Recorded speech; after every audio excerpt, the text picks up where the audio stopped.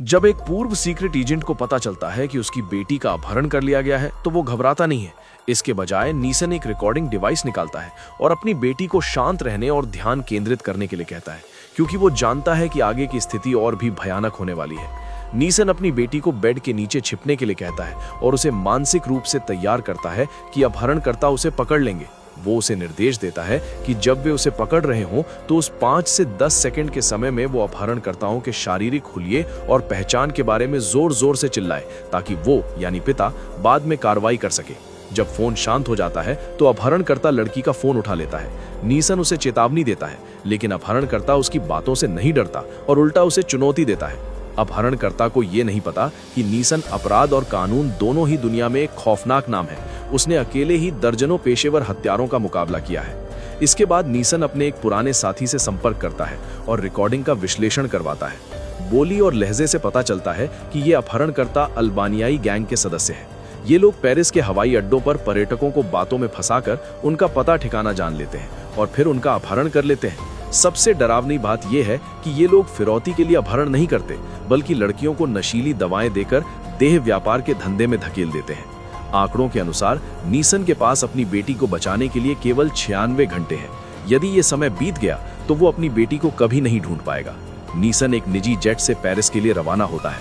विमान में वो उस रिकॉर्डिंग को 300 बार सुनता है ताकि अपहरणकर्ताओं की आवाज उसके दिमाग में छप जाए। पेरिस पहुंचकर वो पुलिस के पास जाने के बजाय खुद सुराग ढूंढने निकलता है। उसे अपार्टमेंट में केवल एक बाल मिलता है, लेकिन सौभाग्य से एक मेमोरी कार्ड मिल जाता है। तस्वीरों की जांच करते समय उसे बेटी और उसकी सहेली की एक फोटो में खिड़की के शीशे पर उस आदमी का प्रतिबिंब दिखता है जिसने उनकी फोटो खींची थी। नीसन उसे ढूंढ निकालता है और जब वो अपराधी दूसरी लड़कियों को फंसाने की कोशिश कर रहा होता है तब नीसन उस पर हमला कर देता है। वो तुरंत पूछताछ नहीं करता, बल्कि पहले उसे सबक सिखाता है। जब वो अपराधी सच बोलने वाला होता है तभी उसके साथी आ जाते हैं। नीसन एक पेशेवर एजेंट की तरह मुकाबला करता है, लेकिन वो अपराधी भागने की कोशिश में पुल से नीचे गिरकर मारा जाता है। इकलौता सुराग खत्म होने के बाद नीसन अपने उस पुराने साथी से मिलता है जो अब पेरिस में खुफिया विभाग का उपनिदेशक है। जांच से पता चलता है कि ये गैंग रेड लाइट एरिया में सक्रिय है। नीसन वहां जाकर जानबूझकर हंगामा करता है ताकि मैनेजर बाहर आए और इसी दौरान वो मैनेजर पर एक जासूसी उपकरण लगा देता है। एक अनुवादक की मदद से वो उनकी बातें सुनता है और उसे उनके ठिकाने का पता चलता है जो एक निर्माणाधीन साइट पर है। नीसन वहां पहुंचकर तबाही मचा देता है। वहां उसे कई लड़कियां अधमरी हालत में मिलती हैं जिन्हें नशीली दवाएं दी गई हैं। वो हर कमरे की तलाशी लेता है, लेकिन उसकी बेटी वहां नहीं मिलती। तभी उसे अपनी बेटी की वो जैकेट मिलती है जिसने विदेश जाते समय पहनी थी।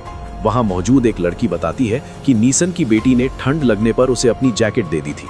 नीसन को पता चलता है कि सभी लड़कियों को इंजेक्शन से ड्रग्स दिए गए हैं। वहां अचानक कई हथियारबंद गुंडे आ जाते हैं। नीसन अपनी जान की बाजी लगाकर उन सब का मुकाबला करता है। वो चतुर दिमाग का इस्तेमाल कर पेट्रोल के ड्रमों में आग लगा देता है, जिससे बड़ा धमाका होता है और वो वहां से सुरक्षित निकल जाता है। अंत में नीसन गैंग के मुख्य ठिकाने पर पहुंचता है। वो खुद को नेशनल सिक्योरिटी ब्यूरो का अधिकारी बताकर अंदर घुसता है। वो चुपके से पूरे घर के नक्शे और दुश्मनों की संख्या को याद कर लेता है। जब वो बॉस से मिलता है तो वो शांत रहकर बातचीत करता है ताकि वे सतर्क ना हो। जैसे ही वो बॉस के हाथ पर वही टैटू देखता है जिसका जिक्र रिकॉर्डिंग में था, उसे यकीन हो जाता है कि यही असली गुनहगार है। नीसन उनसे एक कागज का अनुवाद करने को कहता है जिसमें वही शब्द लिखे थे जो अपहरण के वक्त फोन पर कहे गए थे, गुड लक। इसके बाद एक खूनी संघर्ष शुरू होता है। नीसन अपनी पेशेवर कुशलता का इस्तेमाल कर एक एक करके सभी गुंडों को खत्म कर देता है।